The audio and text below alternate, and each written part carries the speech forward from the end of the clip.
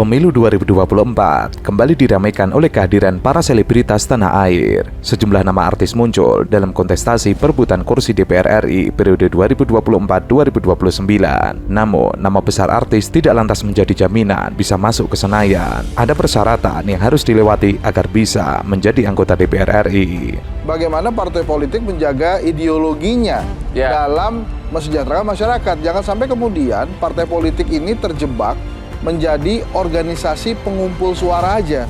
Nah, kalau jadi organisasi pengumpul suara aja, repot lah. Saat mereka masuk secara kualitas mumpuni, jadilah misalnya ketua komisi 9 misalnya kan seperti Bang Dede Yusuf. Nah, itu yang harus sebetulnya dijaga oleh teman-teman artis. Syarat seorang caleg lolos menjadi anggota DPR diatur dalam pasal 411 ayat 2 Undang-Undang Nomor 7 Tahun 2017 tentang Pemilihan Umum. Penetapan hasil pemilu caleg maju lolos ke Senayan terdiri atas perolehan suara parpol dan calon anggota DPR. Partai politik peserta pemilu harus memenuhi ambang batas perolehan suara paling sedikit 4% dari jumlah suara sah secara nasional untuk diikuti dalam penentuan perolehan kursi anggota DPR. Sampai saat ini, parpol yang belum memenuhi ambang batas suara diantaranya adalah PSI, Perindo, Partai Gelora, Partai Hanura, Partai Buruh, PBB, Partai Garda, Partai Umat, dan Partai Kebangkitan Nusantara. Berikut ini adalah nama-nama artis caleg yang terancam tidak lolos menjadi anggota DPR RI dari data KPU. Pertama, Cynthia Riza.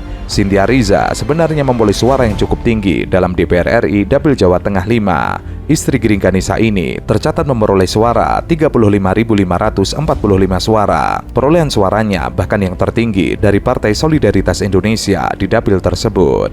Gimana kita berbuat baik ke semua orang, kita punya hati yang tulus bantuin orang, terus berguna bagi orang banyak, itu lebih penting. Kalau kamu udah ngelakuin itu semua, itu semua akan terpancar di fisik kamu. Nggak ada tuh cantik, nggak ada tuh nggak cantik, nggak ada. Cantik itu semua tuh berasal dari dalam. Namun, Cynthia terancam gagal masuk Senayan karena PSI tidak mendapatkan cukup suara dalam perhitungan suara sementara.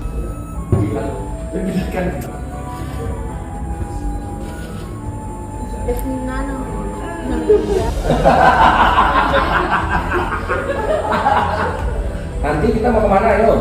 Kemana? Safari. Tempat apa?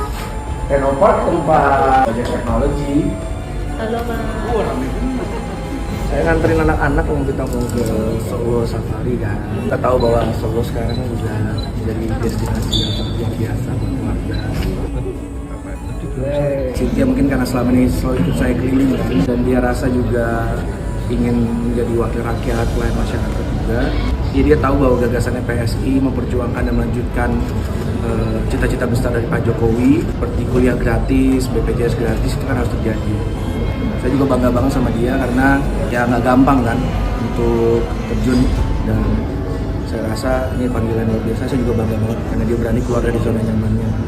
Kita purely soal karena Mas Gibran baik banget sama saya sekeluarga, sama keluarga besar PSI. Mas Gibran baik. Jadi kita mau tegak lurus bersama Jokowi itu karena kita tulus. Kedua, Didi Riyadi. Aktor Didi Riyadi juga terancam gagal masuk sebagai anggota DPR RI periode 2024-2029.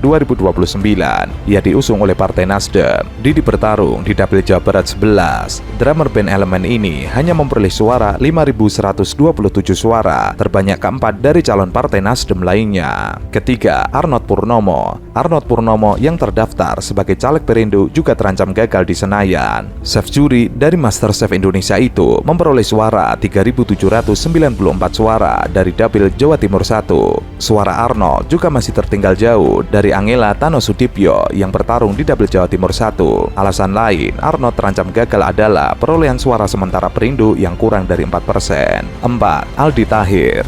Aldi Tahir juga terancam gagal masuk Senayan meski perolehan suaranya tertinggi kedua di Dapil Jawa Barat 7. Total ia mengumpulkan 2.243 suara yang didapatnya belum tentu mengantarkannya menjadi anggota DPR RI karena kurangnya suara Perindo. Saya mau daftar dari Partai Nasdem.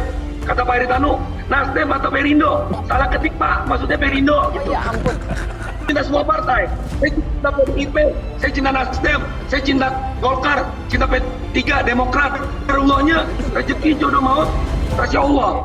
Nah rezekinya mungkin saya ke Perindo, bismillah. 5. Gilang Dirga. Komedian Gilang Dirga maju sebagai caleg Partai Persatuan Pembangunan pada pemilu kali ini. Bersaing di Dapil DKI Jakarta 1, Gilang baru memperoleh suara 1.469 suara. Total suaranya tertinggi ketiga dari semua calon P3 di dapil tersebut. Keenam, Ayu Azhari. Aktris peran Ayu Azhari terancam gagal menjadi anggota DPR RI karena perolehan suaranya baru 2.896 suara. Ayu Azhari yang diusung Partai Amanat Nasional bersaing di Dapil DKI Jakarta 1. Perolehan suaranya masih tertinggal jauh dari Eko Patrio yang mencapai 27.001 suara. 7. Vicky Prasetyo. Vicky Prasetyo termasuk salah satu artis caleg yang terancam tidak menjadi anggota DPR RI. Diusung oleh Partai Perindo, Vicky Prasetyo bersaing di Dapil Jawa Barat 6. Perolehannya 2047 suara. Vicky Prasetyo sebenarnya tertinggi di antara caleg Perindo lainnya. Namun angka tersebut belum bisa mengantar sang gladiator menjadi perwakilan rakyat di Senayan. Ucok Baba.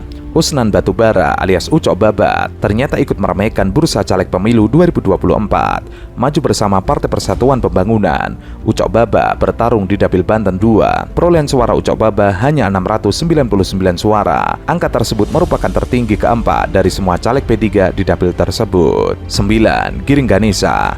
Langkah Giring Ganesa maju ke Senayan kembali tersandung threshold partainya. Giring beradu di Dapil Jawa Barat 1 dan memperoleh suara 15.080 suara.